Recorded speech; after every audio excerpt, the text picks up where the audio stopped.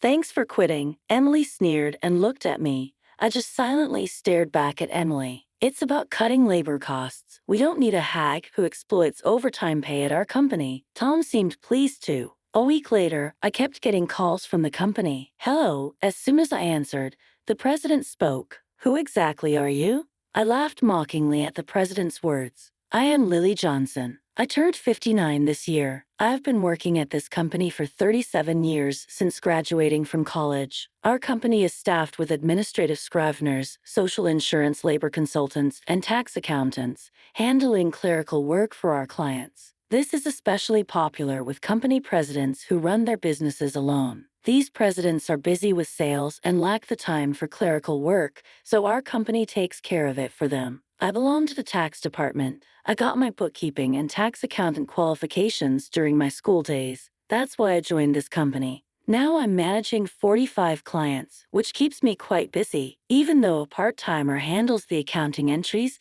it's still overwhelming, but I can't show any weakness. Our clients are all long-term relationships, and many of them have had their fair share of hardships. Seeing them face adversity, I feel I can't lose either. So here I am, in front of my computer again today. Lately, I've been troubled. Tom and Emily have been subjecting me to insidious harassment.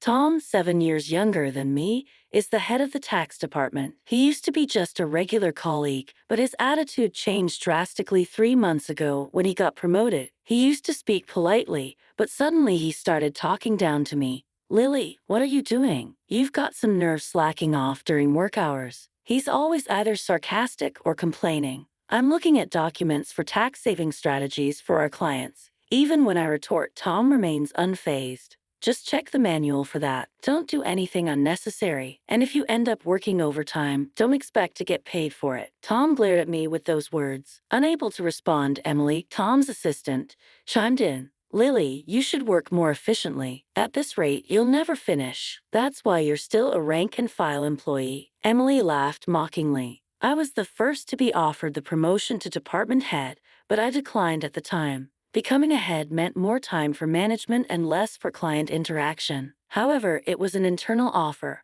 so Tom and Emily don't know about it.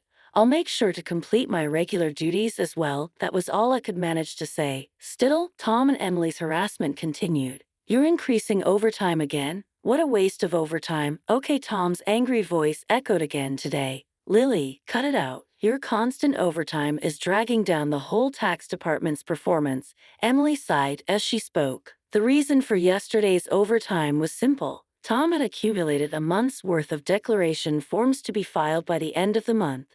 After work yesterday, Tom suddenly said, "Take care of these." He left several client files on my desk. I turned pale when I saw the files. Wait, these all have deadlines this month, right? As I said this in confusion, Tom was already nowhere near. Looking for him, I saw he was already packing up at his desk.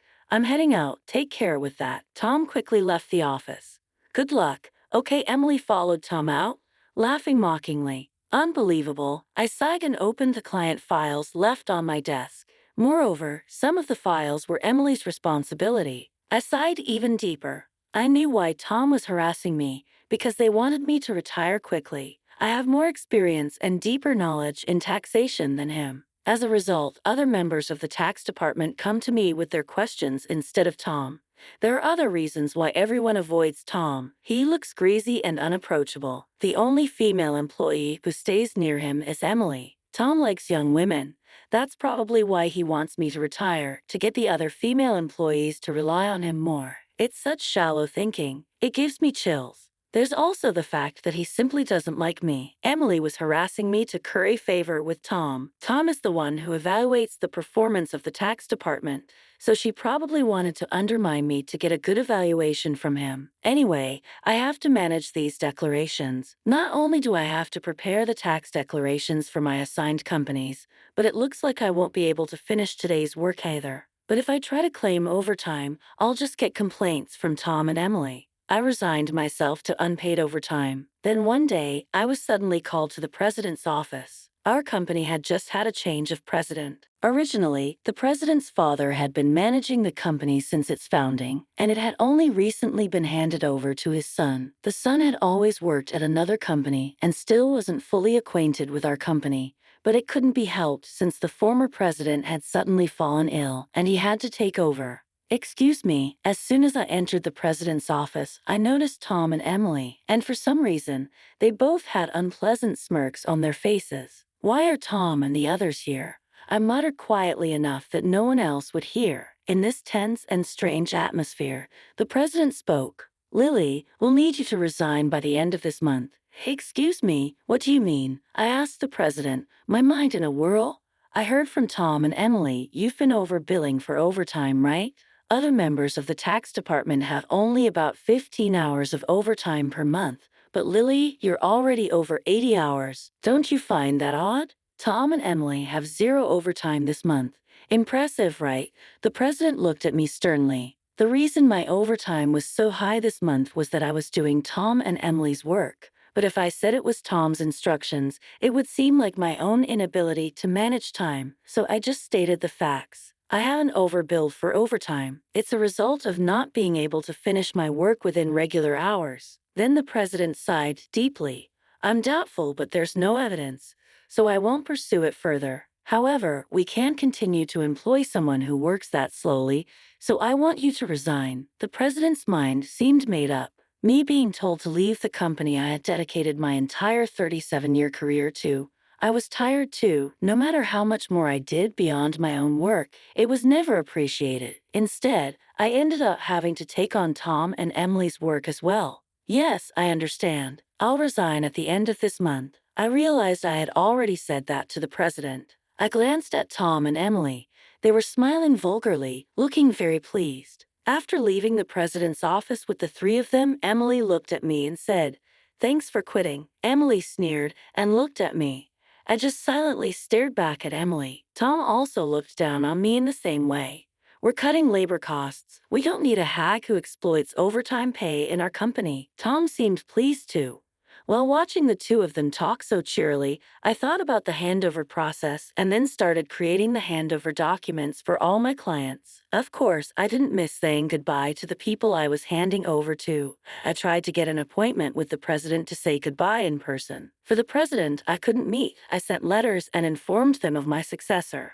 A week after I resigned, I was relaxing at home. I had been busy with the handover until my resignation, and I had been extremely busy even before that. A little relaxation shouldn't be a problem. As I was thinking this, my mobile phone rang. When I checked the call, it was from the company. What could they want now? I made sure to take care of the social insurance procedures. I didn't answer the phone, but then the company called several more times. In fact, I had also received several calls from Tom and Emily's personal mobile phones. Maybe they thought I'd answer if it was from the company. Reluctantly, I decided to answer. "Hello, Lily. It's a mess right now." As soon as I answered, the president spoke. "Who exactly are you?" I laughed mockingly at the president's words. "Who am I? Just an unemployed lady. I've resigned from the company and I'm nothing else." Right then, the president spoke urgently. "Since Lily left, we've had 49 calls to stop transactions with the company.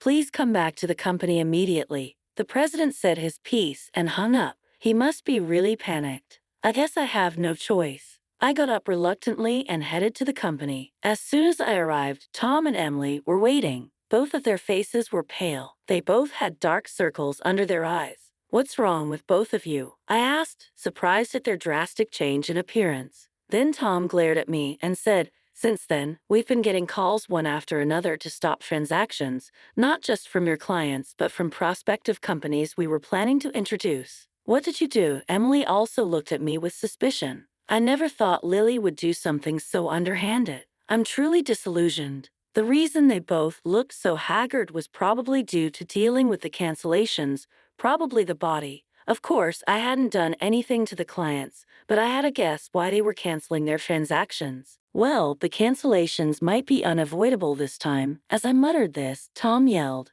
"So you did do something, didn't you? Get to the president's office now." I was then taken to the president's office by Tom. "President, I brought her," Tom declared with force as he opened the door. Emily followed in a hurry. "Oh, I've been waiting." The president looked me in the eyes as he spoke. Tom accused me as if I was the culprit. "It appears that Lily was involved in the cessation of transactions with our clients. We should not only make her resign, but also sue her for damages," Emily argued vehemently, though her language was careful in front of the president. The president ignored them and asked me, "Why did so many companies stop transactions after Lily left?" I took a deep breath and answered clearly, "Don't you understand? Our clients don't need us to manage their taxes. There are tax accountant firms that do it cheaper."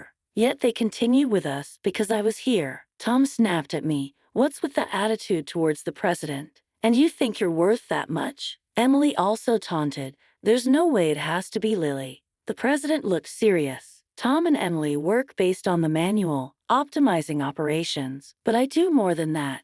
I offer tax-saving strategies tailored to our clients' situations. Uniform responses don't always serve the client's best interests. In fact, many clients preferred my approach and stayed because of it." Tom got angry at my explanation. "How can we afford to give such detailed attention to each case? It takes too much time." "That's right, it's inefficient," Emily strongly agreed. Then the president sighed deeply and said, "Actually, I just got a call from Dad, the former president. Some of the clients who stopped transactions had gone directly to Dad to negotiate about Lily." I was surprised to hear this. I hadn't expected the clients to go that far for me. "Dad said that the tax department was viable because of Lily. She not only managed her clients but also supported her colleagues' clients, and she has knowledge that Tom can't match. Dad also said that if Lily hadn't declined, she would have been in a higher position than a department head by now." The president spoke with a pained expression. No way." Emily looked shocked. She probably couldn't believe I might have been her boss. The president continued, "I'm really sorry to have made you resign once, but can we revoke your resignation, Lily? You're needed at our company." My father also strongly said so. I was honestly happy about the president's changed opinion, but I couldn't accept it. Then Tom interrupted our conversation. "President, what do you mean she's better than me? I can't accept this." Tom was visibly upset. Emily also protested. "Tom is a wonderful boss who cares for his subordinates, and yet you choose Lily over him? That's unacceptable." The president then looked sternly at them. "Actually, since Lily resigned, we've been receiving numerous complaints from the tax department. You two seem to have been pushing your work onto others, haven't you?" "What? Why would you?" Tom's face turned pale. The president started speaking with a look of disgust. "I've heard from the employees, Tom. You've been pushing the preparation of your client's declaration forms onto your subordinates, haven't you? Including Emily's work for many clients." Next to Tom, who was getting paler, Emily trembled when her name was mentioned. "There was a leak saying you've been pushing your work onto Lily until she resigned. Tom, you were calling her a salary thief. It seems the roles are reversed, aren't they?" The president spoke with a sigh. "No, that's not." Tom was visibly flustered, seemingly unable to come up with an excuse. Observing Tom and Emily turning pale together, the president continued, "Also, there was a leak that you two are in a relationship. You were often seen leaving work together. But Tom, you're married, aren't you?" The president glared at Tom and Emily. "I was just mentoring Emily as her superior, nothing inappropriate." Tom struggled to find the words. When the president produced several receipts, "These are receipts queried by the accounting department. These dining expenses filed by Tom. Who were they with? Certainly not with clients, right?" Tom was sweating profusely, unable to speak. Emily's face turned ghostly pale. "Tom and Emily, you've neglected your duty and inflated expense claims. Plus, you're having an affair in the office despite being married. According to company policy, I'm terminating your employment as of today," the president told them calmly and straightforwardly. Tom and Emily tried to resist. "Please wait, I'll retract the receipt claims. Just don't fire me, I have a family." Tom desperately tried to reverse his firing. Emily did the same. "Please, I don't want to be fired. I'll apologize to Lily and the others for dumping work on them." Emily was on the verge of tears, realizing the severity of being fired for neglecting work and having an affair with a supervisor. She must have been worried about her reputation. I advised Tom and them, "Why don't you just stop resisting? It's undignified." Tom glared at me. "Shut up. What would a single person like you understand?" I sighed and said, Tom, you were the one who got me fired. It's just karma. What goes around comes around. Why don't you take some responsibility and reflect a bit? Damn it, Tom, I continued. Tom looked frustrated. Emily bit her lip. I haven't reported this yet, but there's more to Tom and Emily's misconduct. Should I share more details? I asked the president with a smile. Tom and Emily's behavior was well known in the tax department. Their stories had reached me, whether I liked it or not. No, please don't, Lily, stop. Both were frantically trying to stop me. I gave them an ultimatum. Wrongdoings eventually come to light. It would be better for you to face reality before it gets worse. At my words, both of them collapsed to their knees. Ultimately, Tom and Emily were fired on the spot. I revealed their misdeeds afterward. These included Tom faking business trips to go out with Emily for days and harassing employees they disliked into quitting. I tried to help those employees, but Tom and Emily's tactics were insidious. They repeatedly reprimanded and pressured employees out of my sight. It was also common for them to suddenly assign work with tight deadlines. The employees who resigned asked me to keep quiet, but now they are happily working at other companies. So I decided it was okay to speak up. The president was furious at my revelation. He expressed his anger about cutting their final salary. He also planned to thoroughly investigate past inflated expense claims. Tom was begging the president, tears in his eyes. Please don't cut my salary. What will I tell my family if they find out? Eventually, Tom and Emily's affair was exposed to Tom's wife. Tom ended up getting divorced. The two are now facing claims for compensation in the divorce lawsuit.